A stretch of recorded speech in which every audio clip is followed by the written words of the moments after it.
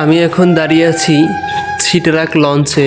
এই লঞ্চটি ছেড়েছে আপনার তজিমুদ্দিন থেকে মনপুরার উদ্দেশ্যে।